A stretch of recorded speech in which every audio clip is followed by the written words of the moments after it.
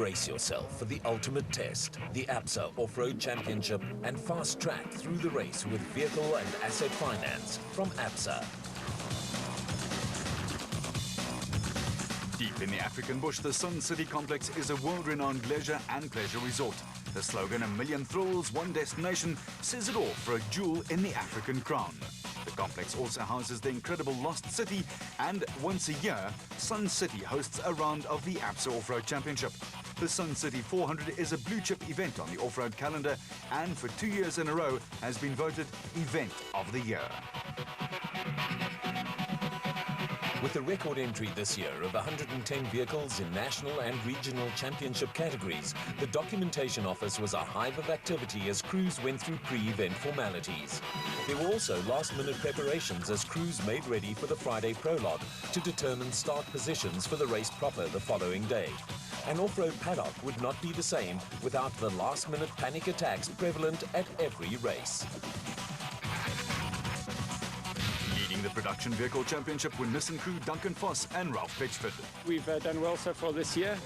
Tactical-wise, we're going to keep to the same strategy.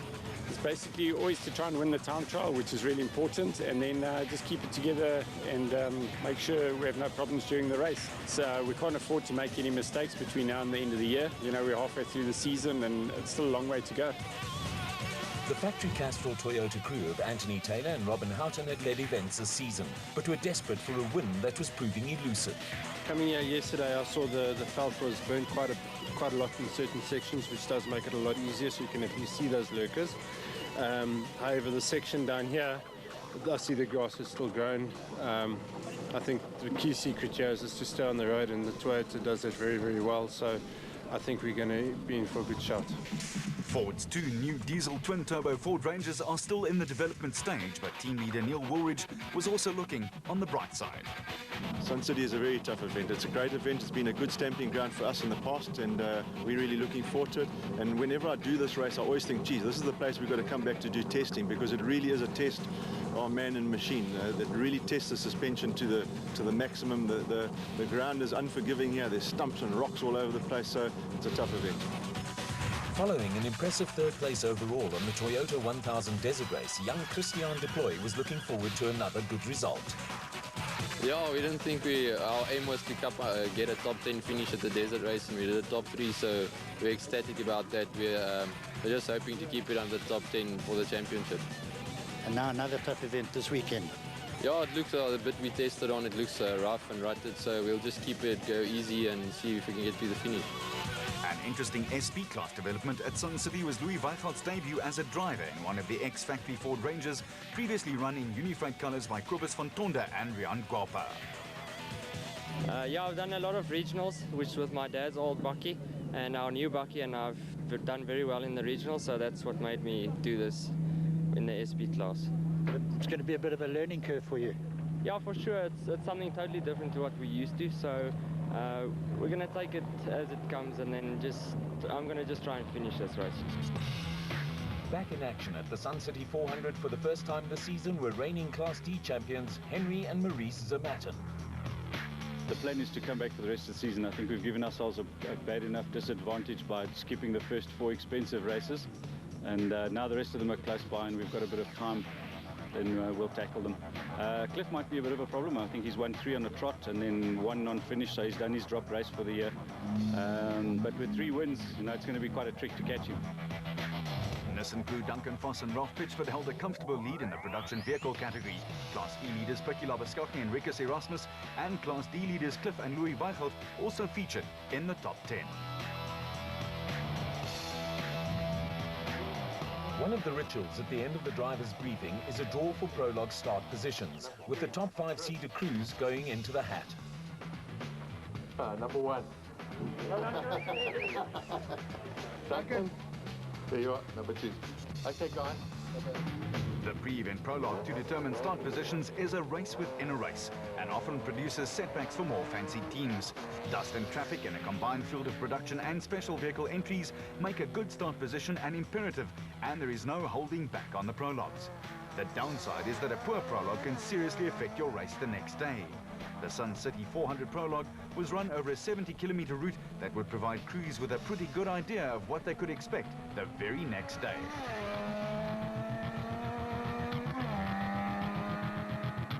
Championship leaders Duncan Foss and Rolf Pitchford reported a clean run, but were a disappointing 7th, and Toyota Service were given something to shout about when Castrol Toyota pair Anthony Taylor and Robin Houghton posted the fastest time. The Toyota crew were 47 seconds faster than former SA champion Hannes Grobler and Joan Moore in one of 3 Donaldson Nissan Navara factory entries. The prologue route was a tough one and crews were being made to work hard for their times. There was more cause for celebration in the Toyota camp when Hein Lateghan and Chris Birkin came up with the 3rd fastest time in the 2nd factory Castrol Toyota Hilux. Former South African champions Neil Woolridge and Kenny Schultheimer looked impressive on their way to 4th in the twin-turbo diesel Ford Ranger. And the father and son pairing of Hicho and Jaap de Bruin were as aggressive as ever in the Mickelin XL Toyota Hilux. Behind them, the husband and wife pair of George and Sharon Barkhuizen also produced a good run in the AIM Toyota Hilux to finish 7th.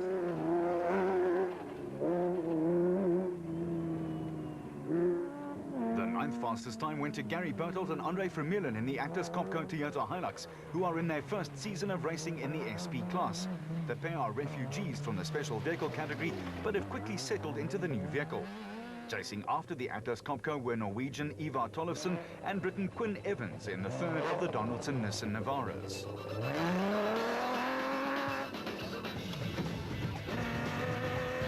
Tollefsen and Evans are now in their 3rd season in the ABSA series and went into the Sun City race lying 2nd in the championship.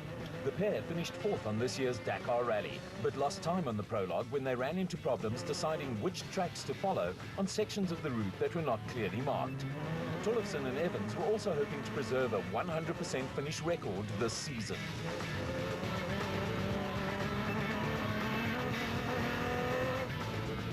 After a solid result on the Toyota 1000 Desert Race, the RFS Toyota Hilux pair of Chris Visser and Jaapie Badenhorst were looking to consolidate 3rd in the championship. They decided on a no-risk policy for the prologue, but Kobus van Tonde and Rian Kwapa and the Unifreight Ford Ranger were having none of that and were pushing hard. Behind the Harrison-based pair, the factory Ford team of Thomas Rundle and Stavros Giannakis also lost time with a couple of wrong slots.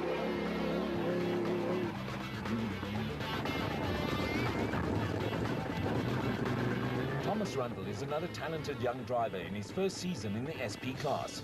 There was an encouraging start to his SP career when he was 2nd on the Eastern Cape 400 early in the season.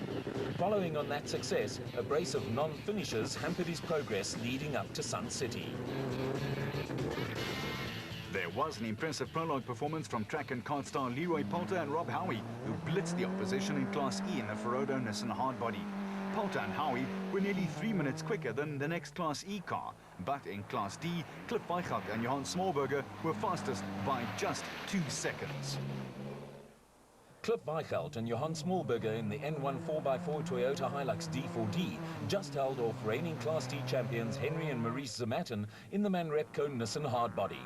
Also in the Class E mix were the highly experienced and consistent reigning champions Jannie Visser and Jorgs Leroux in the RFS Toyota Hilux, and joint championship leaders Picky Labuskaghni and Rikus Erasmus in the 4x4 Mega World Toyota Hilux.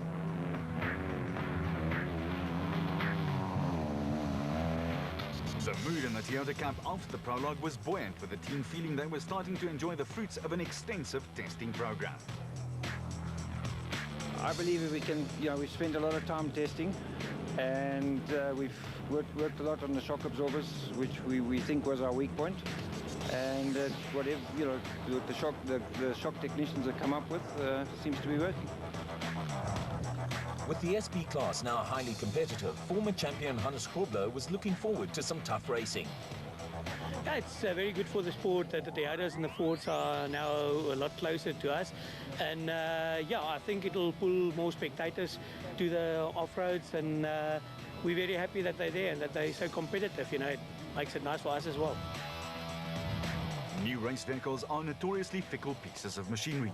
The new twin-turbo diesel Ford Rangers have run into teething problems, but the mood in the Ford camp was also upbeat. So you're asking me, you must actually ask the driver because he's the one that doesn't listen. Yeah, no, it's unbelievable. The car's great. And the guys have made huge steps forward. The car's really, really improved. And we're looking forward to, from now on, just really fine-tuning it and getting some good results this year now. Circuit star Leroy Poulter is in his first off-road season and looking to follow in the footsteps of Janelle de Villiers and current teammate Duncan Foss. You know, this type of, maybe this terrain or this prologue was very fast and very flowing. And maybe the track racing does play a big role in it to keep the speeds up. And you know, there's a lot of fast section, a lot of fast corners, and I definitely it plays a big role. The top 10 on the prologue was separated by just over 3 minutes. There were 3 Toyotas in the top 5 and an encouraging result for Neil Woolridge and Kenny Schulthammer in the Ford Ranger TDCI. Going into the Sun City 400, only 2 teams had won races this season in the special vehicle category. The Class B and Class P championships were more open, with everyone looking forward to a tough race. With 3 wins already under their belts, the Motorrad Revo 1 pair of Evan Hutchison and Achim Bergman had a tight hold on the championship. Well, the overriding game plan obviously is to still concentrate on the championship. So yeah, go out there and have a good solid run, cautious run. We haven't won Sun City in Class A yet. You know, we've been close, and last year we were leading it when we crashed. So yeah, I wouldn't mind taking home a victory, but it's you know, our priority is the championship. The father and son team of Nick and Ryan Harper were lying second in the championship in the Atlas Copco Bat. A measured approach to the race without too many risks was their plan for the weekend. Look, we know this route. We've raced here successfully before, so we're just going to go confidently fast as we can and keep it clean and see where we are at the end. You know? The first Sun City 400 was held in 1987, and the winner of that race is still competing. Over more than 25 years, veteran racer Bodo Bertel has been part of the changing face of off-road racing. It's just that the quality of the cars has improved so much. The suspension's gotten so much better, and so has the whole motor car. So the event's gotten faster and faster. That's the main change. Bodo Berthold now races an Atlas Copco Bat in Class P with Philip Hurselman, and the competitive urge is as strong as ever. We love this place. The organisation is fantastic. The route's very demanding, very good for us. And the competition's always very good here because everybody comes so close to home. We have more interest here than any other race. So we love that. With a lead of nearly 40 points, Hutchison and Bergman were sitting pretty in the special vehicle category. 2 Class B crews and a Class B team also featured in the top 10.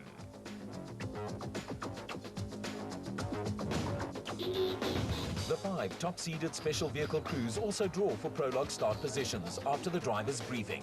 Championship leaders Evan Hutchinson and Achim Bergman struck an early blow when they drew the number 1 slot.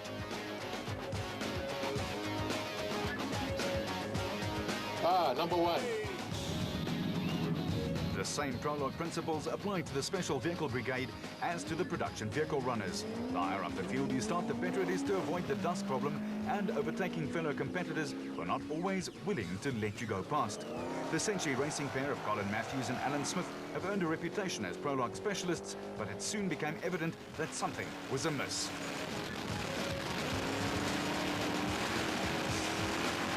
Matthews and Smith have set some blistering times on recent prologues and set the pace on the Toyota 1000 Desert Race, only to fall out soon after the start. When they pulled off to the side of the track, it was obvious that all was not well with the pair. Further inspection identified an engine problem that could not be repaired, and Matthews and Smith were again consigned to an early role as spectators for the rest of the event.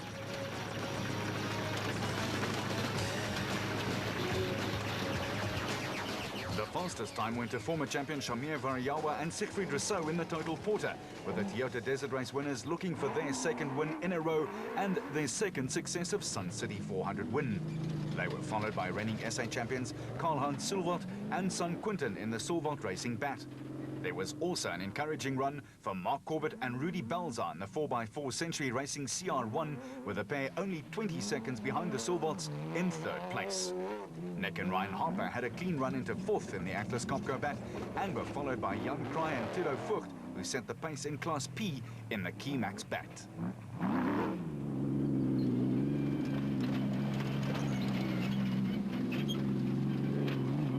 There was also a clean run from the steady Naeem Mosaji and Mohammed Mulston in the Tyre Rack Jimco. The Limpopo-based crew were aiming to maintain a 100% record and were being chased by veteran Ernest Corbett and Warwick Goosen in the futuristic-looking Century Racing CR2 that was second in Class P. Also going well in Class P were John Weir-Smith and Richard Carolyn in the Men's Health Zarco, with the pair holding off rookies Johan van Staden and James Rousseau, who've been impressive this season.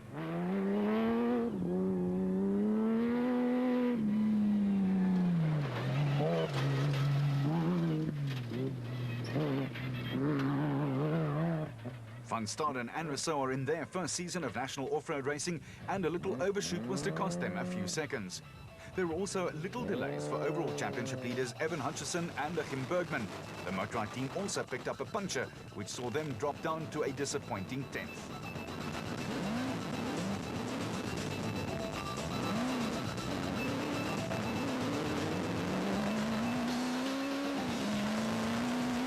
There was a bit of an upset in Class B when the Century Racing crew of Simon Beckett and Tim Curtis upstaged Toyota Desert Race winners Derek Dutoy and Ian Pienaar in the Orange Tree Bat. A herd of cattle held up Dutoy and Pienaar for a few seconds, with the Cape crew also battling with a front brake problem.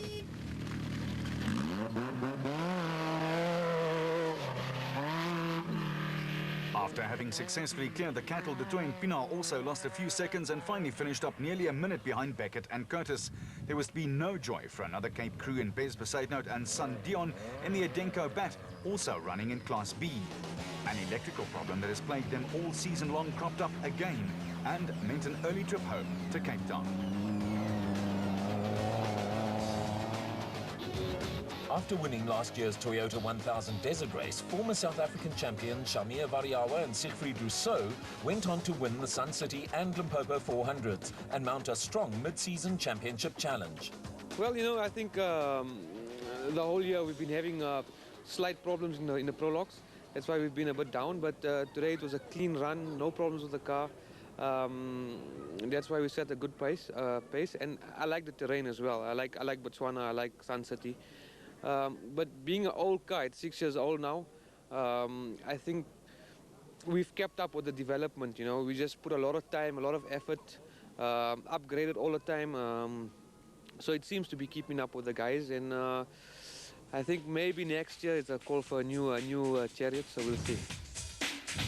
First amongst the special vehicles was an early psychological shot in the arm for Shamir Variawa and Siegfried Rousseau, and down in 10th, Hutchison and Bergman had some work to do.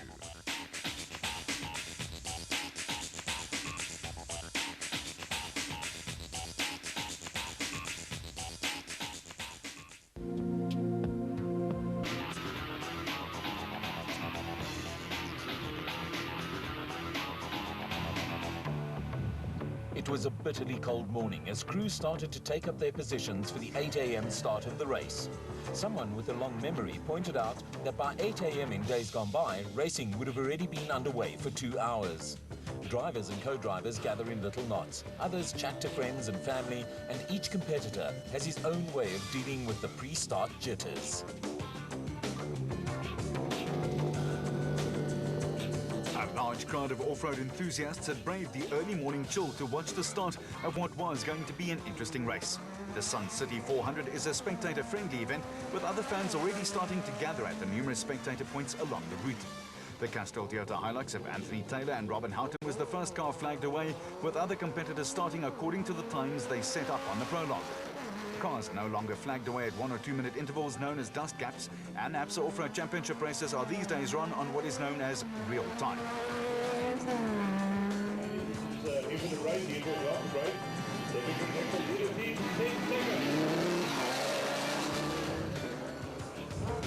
With no dust to worry about at the front of the field, Anthony Taylor and Robin Houghton were in the pound seats.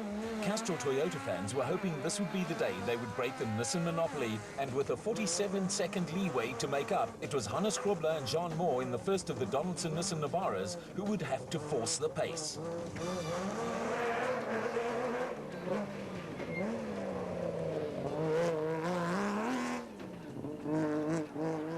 Lateghan and Chris Birkin were third on the road in the second factory Castrol Toyota Hilux, but already there were indications that dust and early morning sunlight were making for tricky conditions. Behind the Toyota crew, former South African champions Neil Woolridge and Kenny Scholthammer were hoping to take advantage of an encouraging start position. The Ford crew desperately needed a good result to ease the pressure on the entire team in what is a performance-driven sport. The twin-turbo diesel Ford Rangers had shown glimpses of enormous potential, but what was now needed was a solid finish well up in the points. Early signs were encouraging. The father and son pair of Hugo and Jaap de Bruin looked full of aggression in the Michelin XL Toyota Hilux and were being chased by Shamir Variawa and Siegfried Rousseau, who were the first car on the road among the Special Vehicle Brigade. The Total Porter team started 20 seconds behind the de Bruins and were keen to put another car between them and the chasing pack. George and Sharon Barkhuizen started 2 seconds ahead of championship leaders Duncan Foss and Ralph Pitchford, and early on were managing to keep the Donaldson-Nissan Navara pair at bay. Award-winning photography with a cell phone camera is hardly likely in dusty conditions, but enthusiasts will try anything. There was plenty of early action, with Gary Bertelt and Andre Vermeulen being chased by Cully and Quinton Solvalt, who were also desperate for a good result. Cars were coming thick and fast, with a good battle developing between Ivar Tollefson and Quinn Evans, and Chris Visser with Japie Badenhorst, who'd made up time on the Nissan. Right behind them, Mark Corbett and Rudy Balzar were flying in the Century Racing CR1, and an interesting Ford tussle was also developing between privateers Kobus van Tonder and Rian Gopa in the factory turbo diesel entry in the hands of Thomas Rundle and Stavros Giannakis.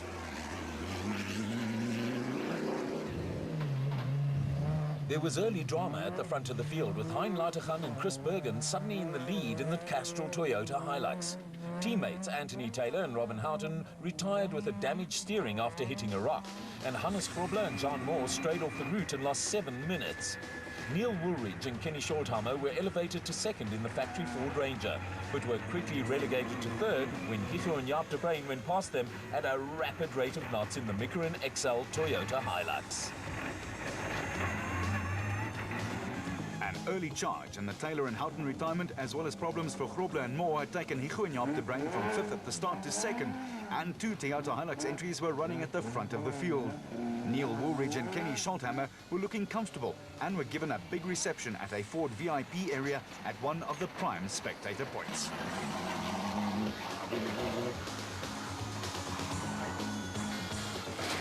At the front of the special vehicle field, Shamir Variawa and Siegfried Rousseau were also looking comfortable in the Total Porter.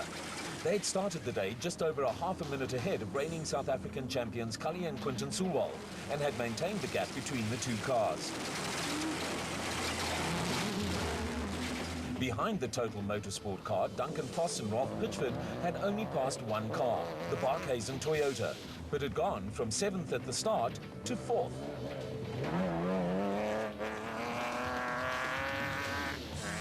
The unfortunate Hannes Grobler and Johan Moore lost their GPS system early in the race, and wrong slots cost them time.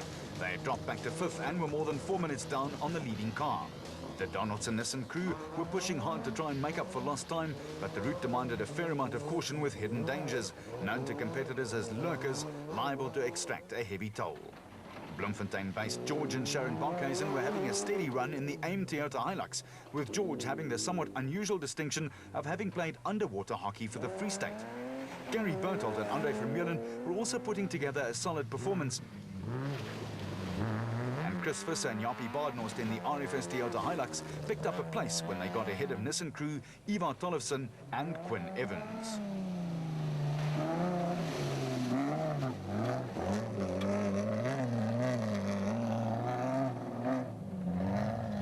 On the special vehicle front, SA champions Cully and Quinton Solwald were gradually losing ground to race leaders Shamir Variawa and Siegfried Rousseau, who'd already worked themselves into a comfort zone.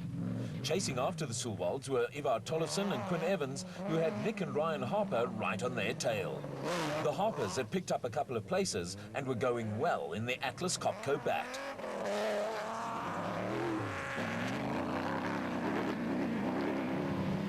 The little Ford cameo performance between a privateer crew and a factory crew was still in full swing.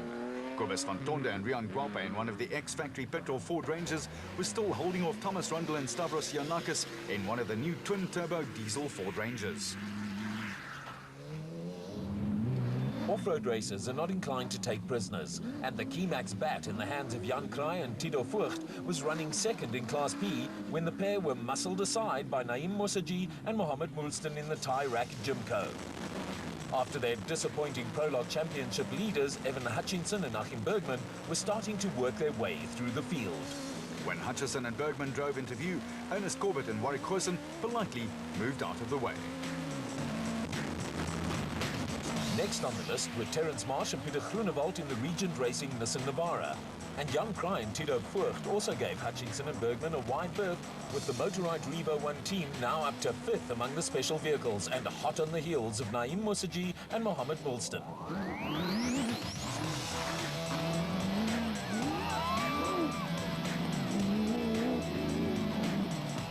After starting third in the special vehicle category, Mark Corbett and Rudy Balzard lost ground in the Century Racing CR1 4x4. An early puncture took a lot of wind out of their sails, and they were now coming under attack from former pro cricketer Terence Marsh and Peter Groenewald in the Regent Racing Nissan Navara. Marsh and Groenewald are starting to get to grips with the Nissan after moving from the special vehicle category, where Marsh is a former South African champion himself.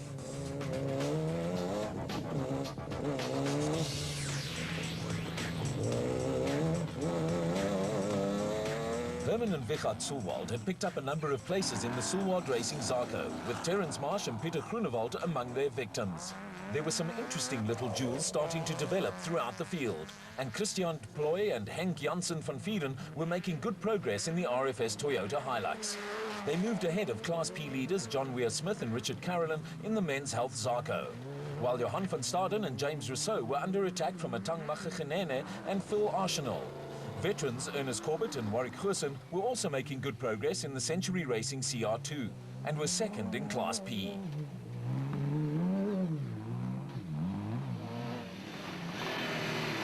Back in action after missing 2 races were Free State crew Peter Ruthven and Deval Boshoff in another X-Factory Ford Ranger. The crew are in their first season in the SP class, but were going well.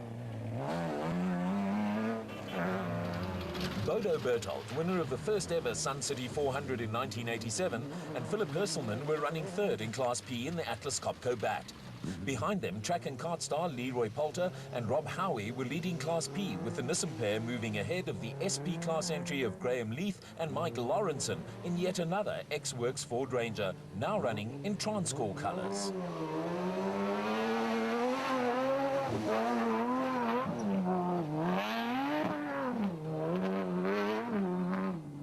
The closest battle of the race was in Class D, where reigning champions Henry and Maurice Matten in the MAN Repco Nissan Hardbody and Cliff Weichelt and Johan Smallberger in the diesel N1 4x4 Toyota Hilux started 2 seconds apart and were still locked in a furious battle.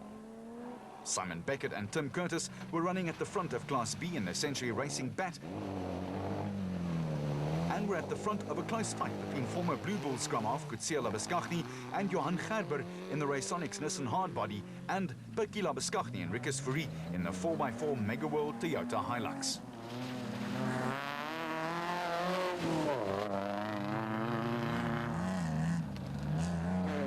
Cape crew Derek Dutoy and Ian Pinar were chasing after Class B leaders Simon Beckett and Tim Curtis and had the bit between their teeth.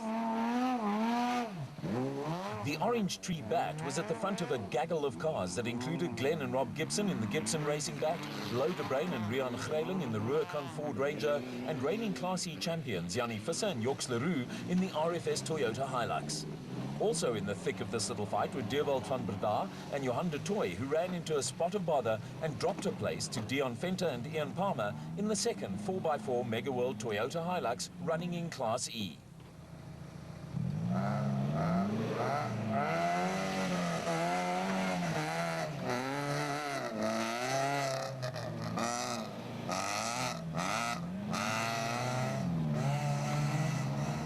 Bringing up the rear in this bunch of cars were Heini Strumpfer and Henry Ohichu in the Micron XL Toyota Hilux, and brothers-in-law Mike Whitehouse and Matthew Carlson, who were on a charge after starting 48th on the road in the Regent Racing Bat.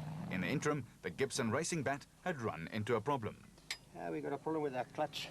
It's It was fine when we started. It just seems to be taking at the top. We just don't want to burn it out, so we're just going to slacken off the adjuster here a bit, and then hopefully be on our merry way.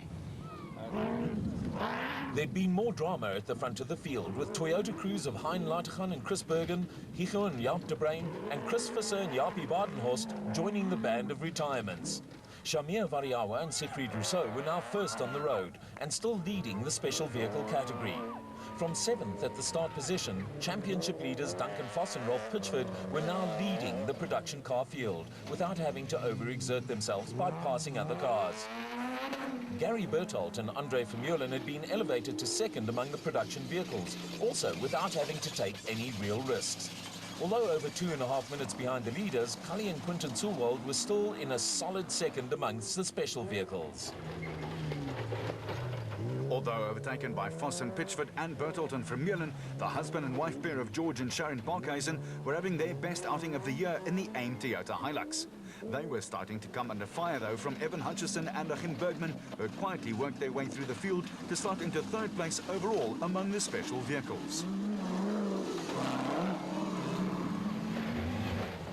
The highly experienced Neil Woolridge and Kenny Shortheimer were nearly 5 minutes behind Duncan Foss and Rolf Pitchford, but the twin-turbo diesel Ford Ranger was sounding healthy.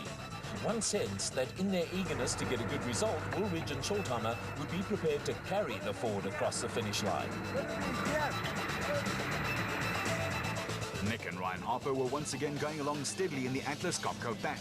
The Harper method is a little more conservative than the flamboyant Naheem Musaji and Mohamed Molson, but both teams were protecting 100% finish records this season. Gradually working their way back up the pecking order were Hannes Krobler and John Moore, who is the current South African co-drivers champion. Krobler's name is synonymous with Nissan race, rally and off-road machinery. He's probably the most cheerful person in South African motor racing, and his exploits in the Toyota Desert Race have turned him into a national hero in Botswana. Krobler and Moore had moved into 5th in the production vehicle category after overtaking Terence Marsh and Peter Groenewald, who were having their best outing of the year in the Regent Racing Nissan Navara. Another crew with a reputation for grinding out consistent race results, Marsh and Groenewald, have found it tough going after switching from the special vehicles category. But they were now looking at a top 5 finish and a possible podium.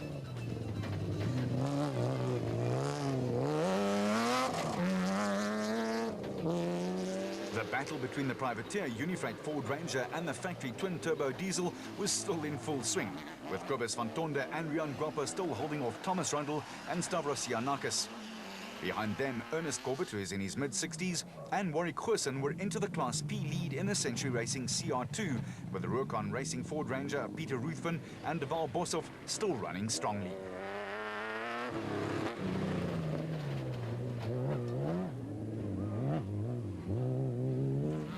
Former Class B champion Jan Kraai and Tito Voigt were now cast in the role of playing catch-up as they tried to regain the Class P lead.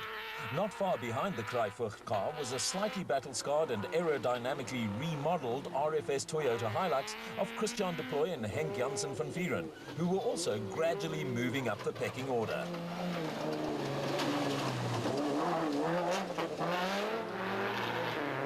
The Ferrodo Nissan hardbody of Leroy Polter and Rob Howie was out in front of Class E, with a pair ahead of Cliff Weichelt and Johan Smallberger, who were in charge of Class D, following the demise of the Zermatten brothers. Chasing after Weichelt and Smallberger and Polter and Howie were Picky Lambeskaghni and Rikus Erasmus in the 4x4 Mega World Toyota Hilux, with the pair pushing hard.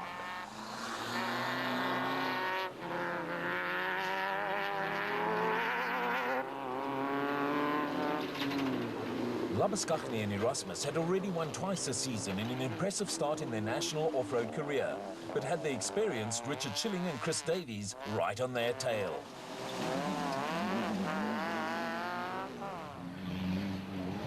The Free State crew of Louw de Bruin and Rian Kralem were putting together their best performance of the season in the Rurcon Ford Ranger. Also having their best outing were Kutsia Lambeskaghni and Johan Gerber, who were trying to put an end to a horrific trot of 4 non-finishes in a row in the Racesonics Nissan hardbody. Brothers David and Gary White were running into a string of little problems in the Rurcon Bat, but in the spirit of off-road racing were pressing on regardless, and also looking to end a lean streak were Potchefstroom-based crew Diebold van Breda, and Johan de Tooy.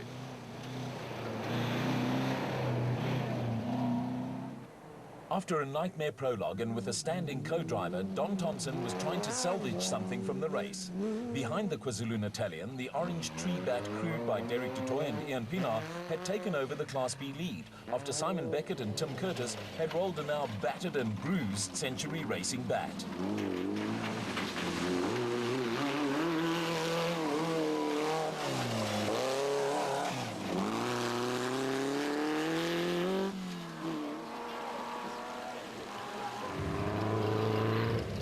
A regional championship race was run in conjunction with the Sun City 400, with the win going to veteran former national champion Phil Nell and Sandra Labuschagne. Sandra is the daughter of Kutsia Labuschagne, who was competing in the national championship race.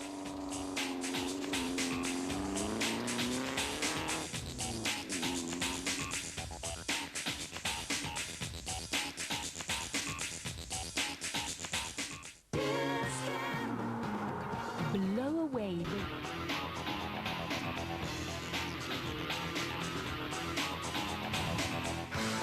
At the designated service point with a 15-minute compulsory stop, Shamir Variawa was happy with his lot.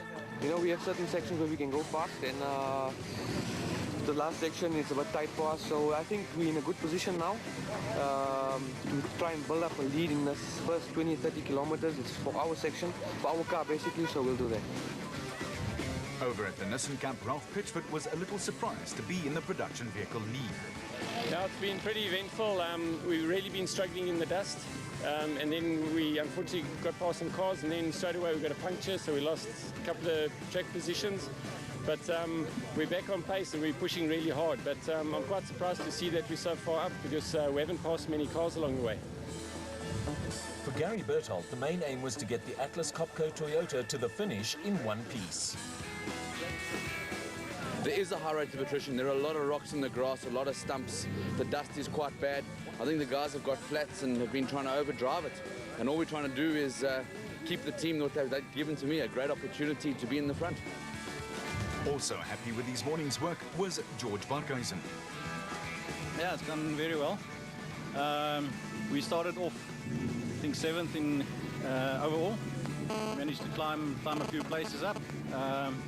Then Duncan came past with a speed like hell. We sat in his dust for a while, then he pulled off. Then from there on it was a clean run, no real problems. For championship leader Evan Hutchinson, it had been hard work and at times a little frustrating. Yeah, a lot of hard work. It's just the dust is incredible. It's so dry out there. You just can't push. You know, you're sitting not even on the accelerator, just trying to wait for somewhere to try and push. So the small gaps that we've managed to pass most of the guys. I think we're second in class. I'm not too sure. Getting to the finish was also top priority for Class E leader Leroy Poulter. Car going very well. Yeah, just trying to keep it to the end, and get there. Look, definitely dust is a big problem. But it's in my favour now, so it's good. Class D leader Cliff Weichelt was gearing himself up for a demanding second loop. Yeah, I think now we've got to sort of try and get home now, so we won't push too hard, but we'll have to keep the pace up, otherwise we're going to get caught. Henry got past us, then he got a puncture, so he's probably still coming. Everywhere you looked in the pits there was activity, some of it frantic, as service crews carried out hasty repairs, refueled cars and readied their charges for the second loop of the race on what had turned into a warm winter's day.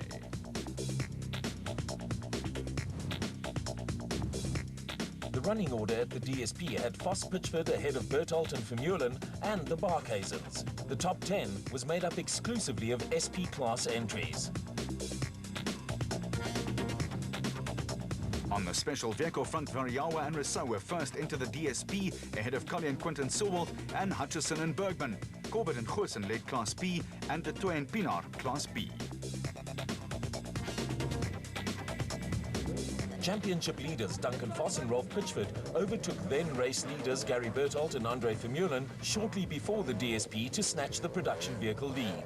All they now had to do was avoid mistakes in the Donaldson Nissan Navara, and a fourth win in 5 outings was almost in the bag. There was a dramatic twist in the special vehicle category when Cully and Quinton Silwald went into the lead when Shamir Variawa and Siegfried Rousseau picked up a puncture. Hot on their heels were Evan Hutchinson and Achim Bergman, who are now up to second in the Motorite Revo 1, with a first Sun City 400 victory beckoning. A puncture shortly after the DSP delayed the Berthold Vermeulen Toyota, and the husband and wife team of George and Sharon Barkhuizen suddenly found themselves in second place among the production vehicles in the AIM Toyota Hilux. Behind the Barkhuizens, the unfortunate Shamir Variawa and Siegfried Rousseau were mobile once more and on a charge. The comings and goings in the production vehicle category had lifted Neil Woolridge and Kenny Scholthammer into third place in the production vehicles, with the pair having a clean run. Nick and Ryan Harper were fourth among the specials and provided for a little excitement when they almost dropped in unexpectedly for tea with a couple of spectators.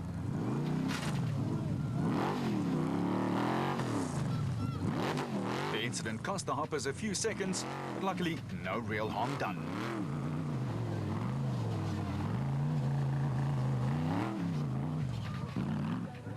Also fully mobile again were Gary Berthold and Andre Vermeulen in the Atlas Copco Toyota Hilux. Their immediate target was to catch George and Sharon Barkhuizen, and chasing after the Toyota crew were Naeem Mossaji and Mohammed Wilston, who was still running strongly in the Tyre Rack Jimco. It was turning into a difficult race for former SA champ Hannes Schrobler and Johan Moore in the Donaldson Nissan Navara. They lost the GPS system early in the race, and a couple of flats didn't exactly help their cause. Herman Sulwald and son Bichard started the day 13th in the special vehicle category and 27th on the road. The Sulwalds Racing Zarco pair had done a great job to work their way into a possible top 5 placing, and Terence Marsh and Peter Groenewald were in much the same boat in the Regent Racing Nissan Navara. On the Ford front, Thomas Rundle and Stavros Giannakis had finally managed to get past the Unifreight Ford Ranger of Kobus van Tonda and Rian Guapa, and then pulled off the route with a problem that turned out to be terminal.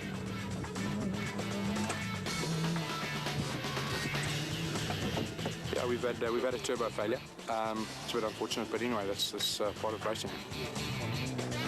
The Van Tonda Guelpa car was running strongly, but Super Dad, Ernest Corbett and Warwick Goosen were battling with a misfire that was a worry for the Class P leaders.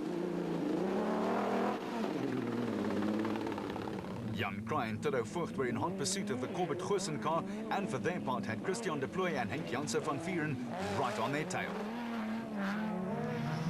The Ferodo Nissan hardbody of Leroy Palter and Rob Howie was still in control of Class E, with Mike Whitehouse and Matthew Carlson, another crew, climbing up the leaderboard after starting the day 48th on the road in the Regent Racing Bat. Cliff Weichelt and Johan Smallberger were also in control of Class D in the N1 4x4 Toyota Hilux D4D, with Picky Labuskaghni and Rikus Erasmus enjoying another good run in the 4x4 Mega World Toyota Hilux. Although it had been a difficult day at the office, brothers Gary and David White were on track to pick up valuable Class P points in the Ruhr Combat. And Cape crew, Derek du Toit and Ian Pienaar, were on track for a second successive Class B win in the Orange Tree Bat.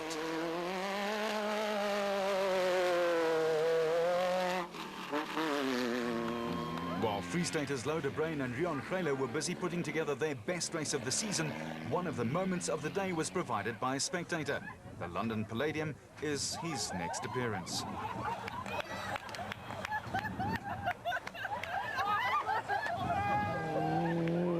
Still pushing as hard as they could after their earlier roll were Steve Beckett and Tim Curtis in the Century Racing Bat.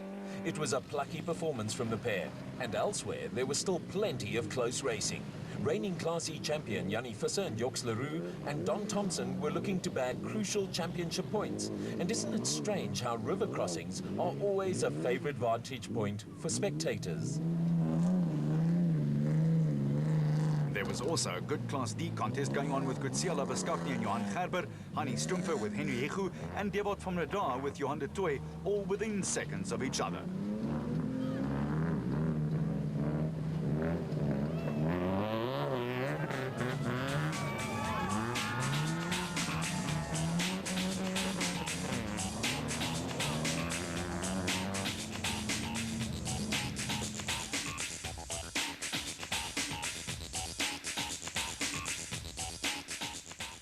Absolute entertainment.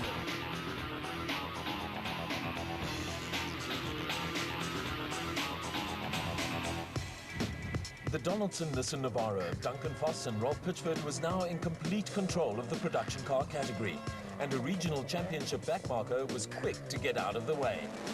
Evan Hutchinson and Achim Bergman also had a fourth win in 5 outings in the bag in the Motorrad Revo 1 4x4. Behind them, Shamir Variawa and Siegfried Rousseau managed to get past Kali and Quinton Sulwald, but hopes of a second successive win disappeared with their post-DSP puncture. For their part, the Sulwalds would be delighted with their first podium of the season. The Atlas Copco Toyota team of Gary Berthold and Andre Vermeulen regained second place among the production vehicles when the unfortunate Parkhuisens were hit by 2 late punctures. Nick and Ryan Harper were as steady as always in 4th place amongst the specials, and behind them Nahim Musaji and Mohammed Molson maintained a 100% finish record this season. Third place in the production vehicle category was a much-needed boost for Neil Woolridge and Kenny Schulthammer, and the factory Ford team with Herman and Wichard Sulwald were a solid 6th amongst the specials in the Sulwald Racing Zarco. There was also a boost for Terence Marsh and Peter Groenewald with their best finish of the season in the Regent Racing Nissan Navara.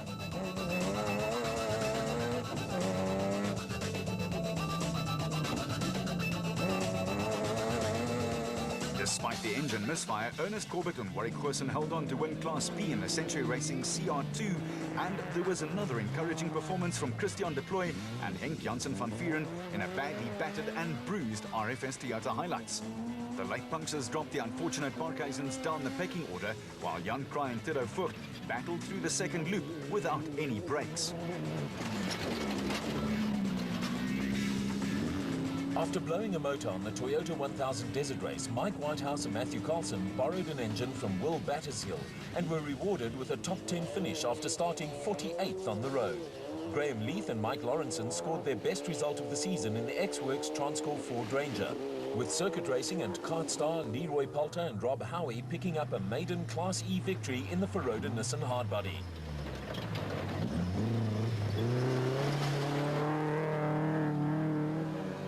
There was a second successive Class B win for Cape Crew Derek de Toy and Ian Pinar in the Orange Tree Bat, and perseverance paid off for David and Gary White, who scored valuable Class B points.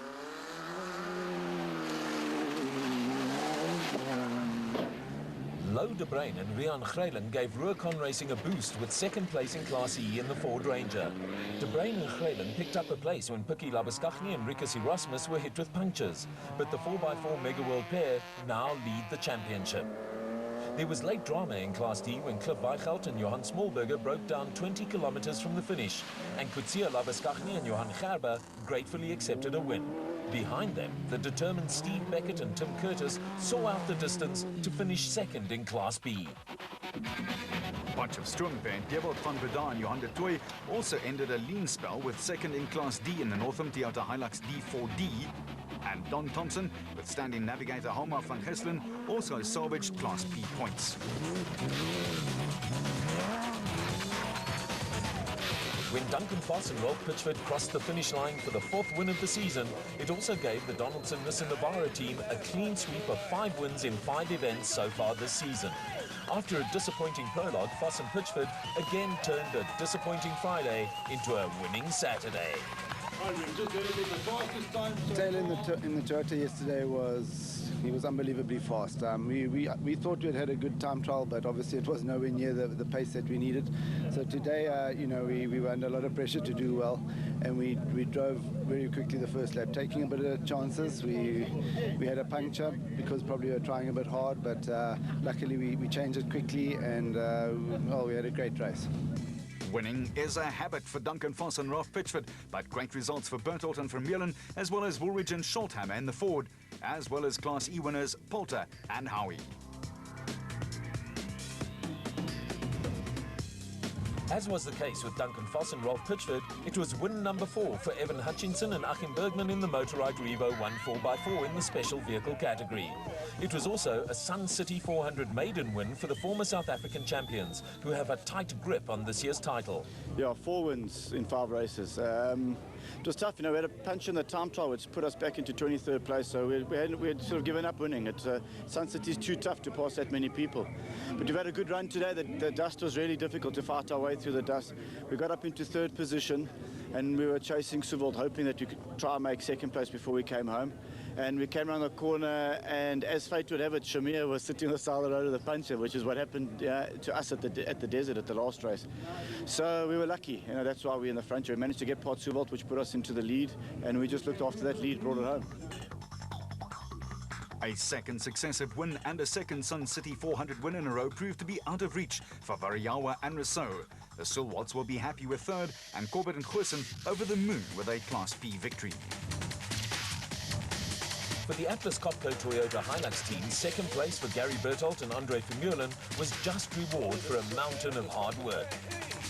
We managed to get it together and get to the front, and unfortunately, like I think so many other guys, we got a flat at an inconspicuous time, and just after Duncan was getting in his car, we had the flat in the same place, and it was quite ironic. They managed to pull away from us. We dropped down to fourth and thought, well, it's going to be a tough fight back, but we fought back. The Driver of the Race award went to Super Dad Ernest Corbett in the Century Racing CR2.